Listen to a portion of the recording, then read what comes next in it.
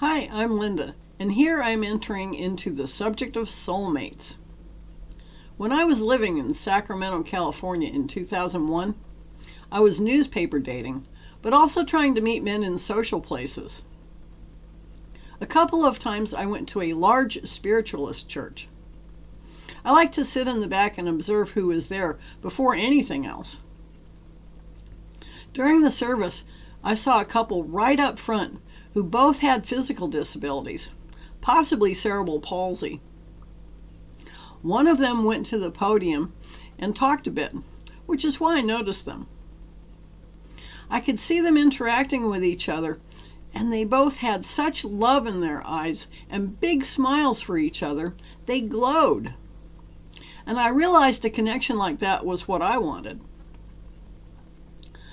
Though I noticed someone I would have liked to talk to, unfortunately, I could not make that connection, because the only time you might get a chance is either entering or leaving the venue, which doesn't really provide an opportunity to flirt.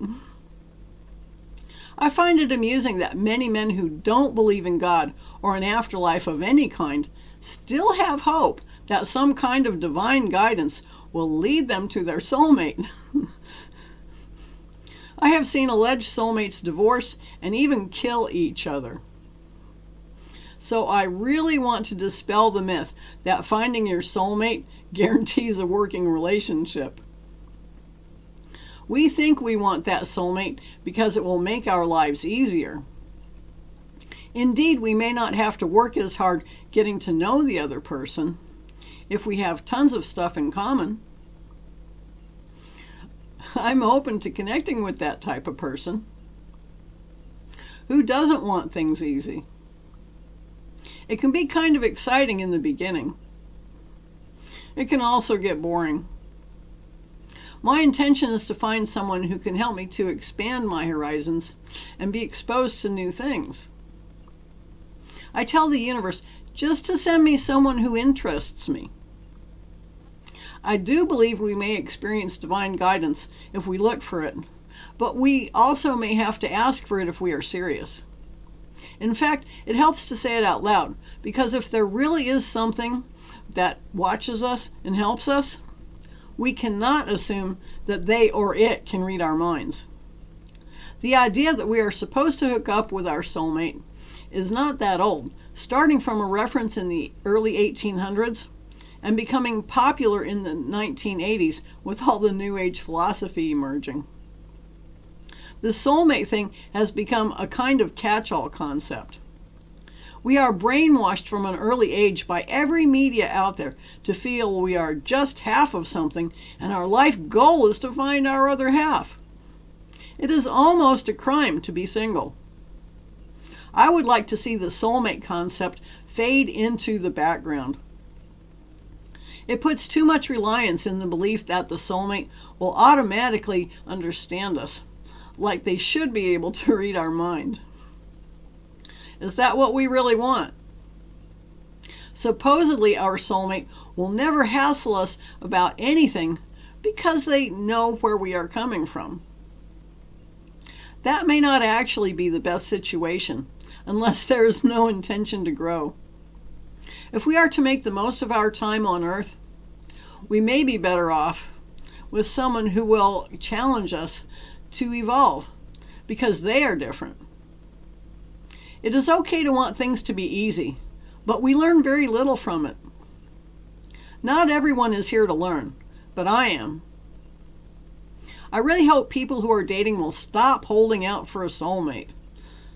If you hooked up with someone exactly like yourself in personality, how long would it take for your irritating habits, which would be mirrored in the other person, to really become annoying to each other? You really do need to be careful what you wish for. A kindred spirit with some similar interests can be truly exciting, and the differences create a beneficial balance. It is easy to mistake sexual attraction as indicating that person is a soulmate. I do love the endorphins it creates, but it is not a foundation for a working relationship. The problem with looking at a potential mate as your one and only soulmate is a setup for a major disappointment. It can cause obsessive behavior, like being unable to let go when things don't turn out the way you envisioned. There are probably several good matches out there for each of us. So we should not be so narrow-focused that we pass on someone who may not tick all the superficial boxes, especially in the looks department, but may be an interesting and supportive companion. Sparks are important, but it may take time to see and feel them. If the person is interesting to you, they can become very attractive when you realize they are genuinely nice. The biggest problem we have with online dating is that we think we are spoiled for choice. It leaves us always looking for an upgrade in a mate. So even when we find someone with potential, we still keep our profile up just in case. If you're okay with probably ending up alone because your focus is too narrow, by all means, hold out for your alleged soulmate. If you are ready to get back into the real world, remove the blinders and ask the universe for someone who interests you. Allow yourself to be surprised. You might find you get what you want after all. If you like this video, please give it a thumbs up and subscribe.